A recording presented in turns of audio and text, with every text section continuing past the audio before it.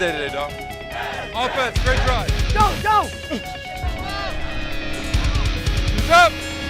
1, 2, 3. Welcome to Training Camp Live, presented by Atlantic Health System. The days are starting to blend together here in Florham Park as the Jets take the field at the Atlantic Health Jets Training Center. Welcome inside the BetMGM studio. I'm Ethan Greenberg, joined alongside Eric Allen. EA, we've been pretty lucky with the weather so far in training camp. That's a great establishment shot right there with the Jets helmets out there on the field at One Jets Drive. You're right. The coaches have talked about that the overcast skies, the cool temperatures. I've had memories of Cortland and training camps past this summer. But I'll tell you what, it's going to heat up next week because temperatures are going to be in the 90s here in Florham Park. There's Mekhi Becton and Morgan Moses stretching here at the beginning of training camp practice 8, right? Are we at 8 already? Like I said, the days are blending together. You know, every day just ends in a Y. I mean, that's standard. But, you know, you could tell me today's Sunday, I'd believe you. It is not. I believe today is Thursday. And this leads us to today's headline, which is that today marks the Jets' second padded practice. EA, the Jets practice in pads for the first time Tuesday. But what are you looking for today? How about Michael Pirine yesterday? He had a head of steam and he trucked the defensive back. I wasn't able to catch the exact number out there, but the Jets running backs getting a lot of attention in that offensive line. Mike LaFleur said yesterday, this offense is predicated on leaning on the run. That's going to set up the play action passes down the field. We know that with Zach Wilson. But when I think of the pads, I think of you're getting a better sense of where both sides of the ball are with the run game. You know, I think what I really like about the pads is kind of what we're looking at right here. I know we're seeing Carl Lawson, number 58, showing off the stomach a little bit there, but I really like the one-on-ones and the individuals, and specifically between the offensive and the defensive lines, and also the cornerbacks and wide receivers. But I think you really get a sense of who players are when you put the pads on. No, I agree. And what's the featured matchup in the one-on-ones? Of course, that is the aforementioned number 58, Carl Lawson, and Mekhi Becton. But there are other intriguing matchups out there as well. We just saw Chris Herndon on our screen momentarily before the guys took off. But I was impressed by Zach Wilson yesterday at the end of practice during a 7-on-7 drill. He connected with all the tight ends, it felt like, for touchdowns. Yeah, I think that the tight ends are starting to get a little steam here as you see the team being brought up before they go into individual drills. Yep. But the tight end position is very interesting, I think, because it's one we don't often talk about, especially given the way that camp's played out, and we'll get to a certain player here shortly. But I feel like the tight ends have kind of gone under the radar, and they've really been splitting reps. But yesterday, Mike White had a fantastic throw to Ryan Griffin up the seam, and Blake Cashman nearly knocked it down. You're making me feel bad because during my practice report, we did not point that out, the Mike White to Ryan Griffin throw. Not to be outdone, though, was Tyler Croft, who had a hell of a catch over the middle, extending his arms and going to the ground and coming up with the football. Jets football is back. See the green and white this season at MetLife Stadium, beginning with the 2021 home opener on Sunday, September 19th against the New England Patriots. Secure your seats at nyjets.com/tickets. All right, let's move on to our camp spotlight here. No surprises. You know, this is perhaps the most impressive player in camp so far, and feel like a broken record, but it's rookie wide receiver Elijah Moore, and it's only 1 week into camp. But I feel like talking about him day after day has been warranted because he keeps making plays out there. Well, you have to. And the other thing that stands out to you about Moore, he's so dynamic, we know that, and he's a very good route runner, but his hands are off the charts. If you get the ball anywhere around him, he comes down with it. And Zach Wilson, it feels like every day we're talking about a play that covers 30-plus, 40-plus yards to Moore.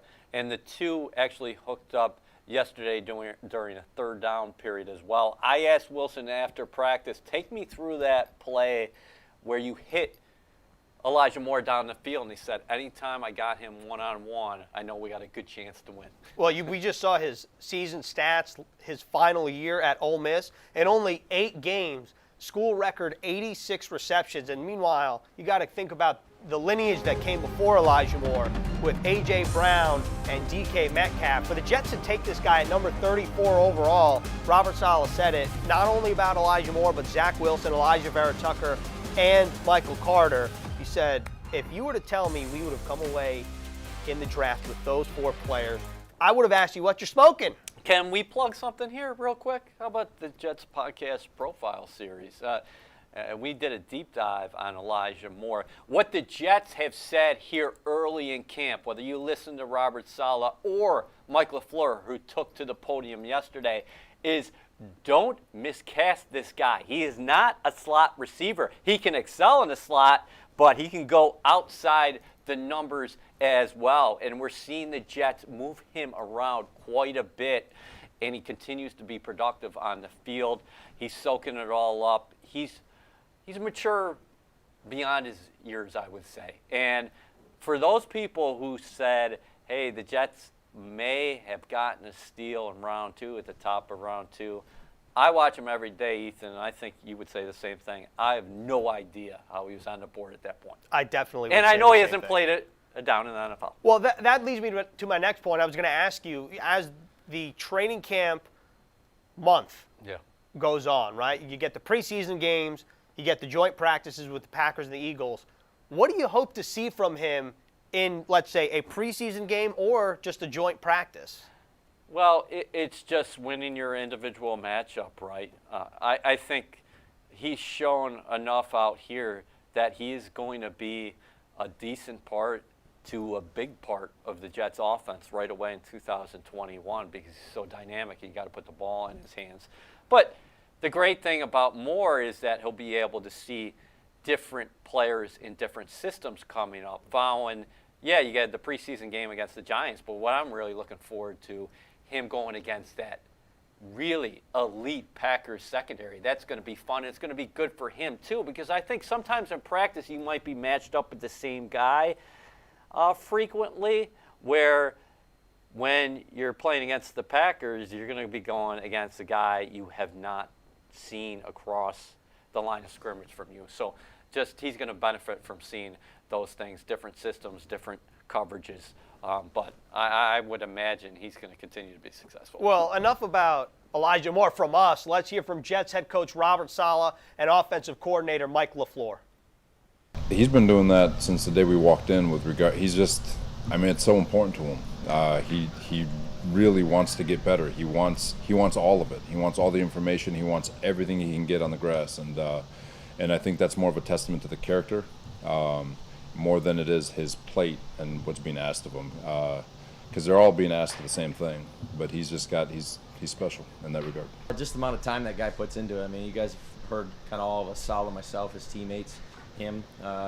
He wants to be as good as he could possibly be. So he's just ultra prepared. He knows what he's doing. He's extremely detailed. That's what's cool about him, because when he makes a mistake, or he doesn't know what he's doing, he just flat out doesn't know what he's doing. It's not because of he made that mistake the day before or 2 days before. He rarely makes the same mistake, if ever. So he's just on top of his stuff. He's a talented young man. It's cool because as he's learning this scheme, you can tell that he's getting comfortable and his skill set can really shine. Great stuff from both of those guys, EA, from both Robert Saleh and Mike LaFleur. One of the hardest workers in the room already, such a young age, and is a rookie. This is the biggest season ever, and it starts with training camp. NFL Network has you covered with insider access across all 32 teams. All-day coverage continues this week inside training camp only on NFL Network. All right, well, I think it's time that we bring in a very special guest, and the cornerbacks are an interesting group, so I think it's fitting to bring in Eric Coleman. EC, nice to see you. Nice to see you guys as well. E, you looking good. Did you tell Saleh that you're ready for some reps out there? Man, I'm fired up hearing the music, watching these guys go through warm-ups. It's exciting, man. This is the part of football that I miss, and it's really exciting to be out here. So, EC, obviously you played safety. We're talking about a young cornerbacks group here with the Jets that has 3 drafted rookies. But can you talk about the communication between, let's say, young corners and a veteran safety like Marcus May, like LaMarcus Joyner, and what has to be established at this part in camp as a lot of these guys are rotating with the first team? Well, you know, the communication is a huge part of the safety-cornerback relationship. And if I'm Marcus May, you know, missing OTAs, getting into camp, I'm trying to get on the same page. And if I'm one of those young corners, I'm going to be in Marcus May's hip pocket, trying to gain his trust, trying to get a better understanding for what he needs out of me. Because that communication, if you're out there on the field communicating to your safety, he's going to trust you. You're going to be put in positions to make plays, and it's going to be great for everyone. What do you think about the way Saleh is approaching camp, working the rookies in, not being afraid to play some of these guys? Yesterday we saw Brandon Eccles, a rookie from Kentucky, take reps on the outside with the first team. And Bryce Hall came in after him. It wasn't a knock on Bryce Hall. It was more of a reward for Eccles' play with the 2s and 3s. And Saleh said after practice, don't be surprised that that's going to continue to happen with the rookies because they want to get long looks at these guys. Yeah, you know, that's what training camp is for. You know, you want to see what you got from these rookies. You know, obviously they all have the skill set, but you want to get some of those guys who are younger going against the ones, going against the better receivers on your team to see what they have, to see what they're made of. I think it's very important to rotate those guys because ultimately the competition in that secondary is going to breed a lot better situation for everyone. So what are they going to be doing differently on the outside, though, from a technique perspective? You just watch in San Francisco in years past where Saleh came from, of course, and then you go back to the Seattle days. If first play, regular season, you're opening up in cover 3, what does that mean for the corners, and what will these guys want to do with them at the line of scrimmage specifically? Well, you know, it's cover 3 is awesome because you can give a lot of different looks. You can disguise coverage, you can show press man, you can bail out at the end, and kind of keep that receiver and the quarterback guessing. You know, as a defense, you want to keep them on their heels, and I think that playing cover 3 is great because you have the underneath help from the outside linebackers and the safeties. You have inside help. All you have to do is stay deep as the deepest, break down on everything, and it really allows you just to play the game. There's not a lot of pressure on you at that position, and you can just free up and have great eyes and play with good technique. EC, right now we're taking a look at Jason Pinnock, one of the 3 drafted rookies that I mentioned on day 3, and has a very different body type to, let's say, Brandon Eccles, who we just talked about. Eccles is a burner. He's got 4.3 speed, but Pinnock, he's got length, he's got height. In this kind of system where we've seen guys like that before in Seattle and San Francisco have success, what is it about, let's say, height and length that allows success in this type of system? Well, you know, it is great because, you know, there's a lot of big receivers in this league and versatility as well. You know, when you play that cornerback position at 6 feet tall, 200 pounds, that means I can move around. I can play a little safety. I can play some nickel. I can get in the box and I can bang with the big guys. So, you know, it really does open up what you can do as a defense. You can blitz, and as long as you can run outside on that track, there's a lot of different things that you can do on that defense. There's a good battle going on right now on the inside at that nickel position with Javelin Guidry, who's had a very strong start to camp here. He's in his 2nd year, and also Michael Carter II from Duke. You know, but I also want to add here into the equation LaMarcus Joyner. What does his versatility do for this defense? Because he is a safety, but he has the flexibility to line up at nickel and play some man-to-man. Well, you know, talking about that nickel position, you know, when I got into the league, I quickly realized that that's one of the toughest positions to play on the field. Not only do you have to cover in space, you have to have the smarts to fit in the run game like a linebacker. You have to be able to cover like a cornerback, and you have to have the communication as a safety. So that position is vital, and the more reps these guys can get, the more versatility they can show. I think it just opens up the defense. And you talk about LaMarcus Joyner, a guy who can play safety, go in there and play nickel. You know, you can play base defense and have Joyner come down in the box and play the wide receiver. You know, he's versatile, so you can mix up your coverages, you can mix up your blitzes, and ultimately support the run as well. EC, thank you so much for joining us here on Training Camp Live. Make sure when you sign autographs, don't squeeze the ink out of the pen, all right? Thanks, guys. It's good to see you. Awesome. Appreciate it, EC. So let's take a look at our injury report presented by Atlantic Health. Just a couple guys to mention here. Elijah Vera-Tucker, pec strain day-to-day. Jabari Zuniga, not serious ankle injury. Chuma Adoga, a more serious knee injury, but he's considered week to week. And because there are 2 offensive linemen on the injury report, I think it's only fit that we talk about the offensive line. This is what I was talking about, the one-on-ones. We love this juice. And this is a position that received a facelift in the offseason, being the offensive line, with some newfound depth. Well, yeah, speaking about that depth right now, there's Greg Van Roten, of course, right now running with the ones at the guard position. But the depth, with Elijah Vera-Tucker missing his first professional practice yesterday, you had Dan Feeney lining up with the first team mostly. I saw Alex Lewis get in there as well, but the depth is much improved, and here early on in training camp on a day like today when Vera-Tucker's not out there practicing, when Fant's not out there practicing, then you see it even more. It's more pronounced. You know, I think when we were watching this 2 days ago with the padded practices, I think that what struck me was Foley's Lorenzo Fatukasi, his strength up against Connor McGovern, but also Connor McGovern's probably not going to be in a situation like that in the regular season. Yeah, not too many times. I think you need to get him out on the move. He's more of a smaller center, but very athletic, takes good angles. He thinks his system fits him quite well. But, yeah, don't forget about Fatukasi in the middle. Quinnen Williams, I know he is a budding star in the National Football League, and he should be back for joint practices here in a couple weeks. Jets, Packers, we're all looking forward to that. And Sheldon Rankins was a key off-season signing. So you fortify the depth up there. But listen, Fatukasi is a strong dude. And you just look at the numbers across any of these services who are tracking and grading. Fatukasi is one of the better run pluggers in the middle in the entire league. That's for sure. And I mentioned the depth of the offensive line at the top of this segment. Well, let's take a look at some of the offseason additions.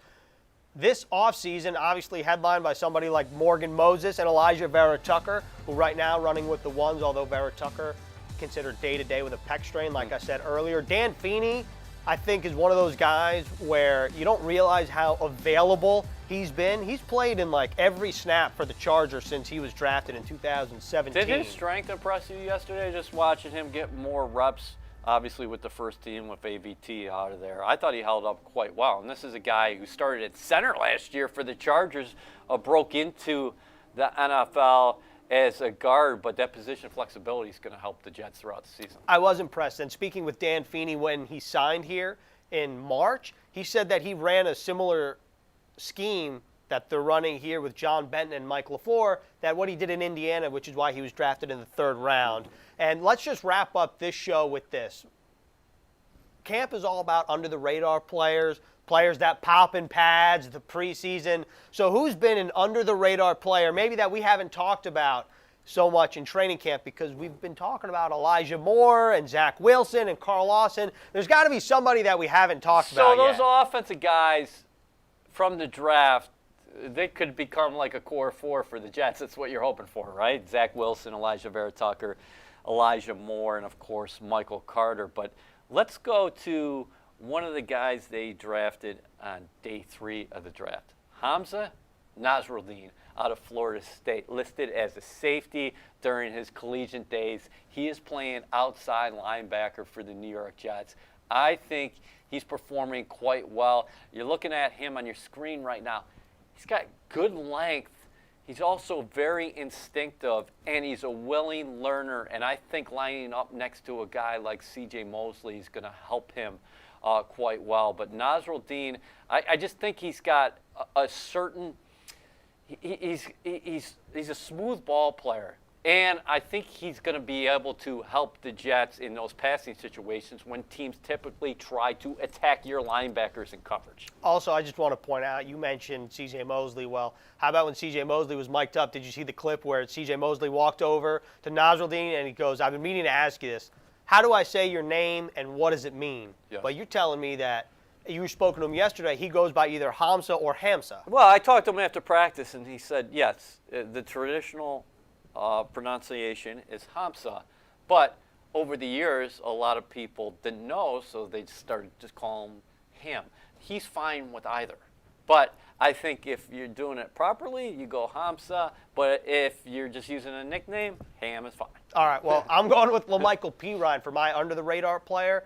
You mentioned yesterday, Pirine rocking the Gator gloves as always. Got to respect.